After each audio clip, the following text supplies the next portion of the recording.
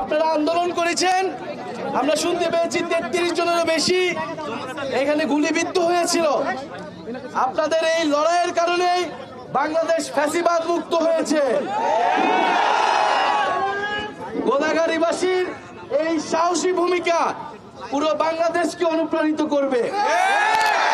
আমরা অনুপ্রাণিত হয়েছি যখন আমরা শুনতে পেয়েছি এই একটা উপজেলা তো এরকম সাহসিকতার সাথে আপনারা লড়াই করেছেন।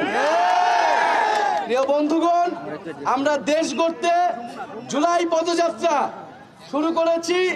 জুলাই গণঅভ্যুত্থানে আপনারা আমরা যেই স্বপ্ন নিয়ে, যেই সাহস নিয়ে রাজপথে নেমেছিলাম, এখন জনগণকে, দেশকে, সরকারকে বার্তা দিতে হবে আমরা এখনো রাজপথে আছি।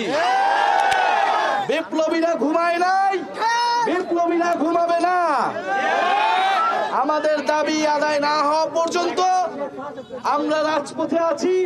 জুলাই ঘোষণাপত্র, জুলাই সনদ এবং বৈষম্যহীন বাংলাদেশের জন্য আমাদের এই যাত্রা। প্রিয় গোদাগাড়ী উপজেলার সম্মানিত বাসিন্দা বৃন্দ, আমরা আসলে 64টি জেলায় আমাদের যেতে হচ্ছে, মানুষের কাছে আমরা যাচ্ছি। ইনশাল্লাহ আমরা একদিন সময় নিয়ে এসে এখানে বিশাল জমায়েত করব, আপনাদের কথা শুনবো, আমাদের কথা বলবো। আমাদের আজকে রাজশাহীতে প্রোগ্রাম আছে, আমাদেরকে আপনারা একটু হাসনাত আপনাদের সামনে স্লোগান দিবে, হাসনাত আপনাদের সামনে স্লোগান দিবে। হাসনাতের স্লোগানের মাধ্যমে আমরা আপনাদের কাছ থেকে বিদায় নিব।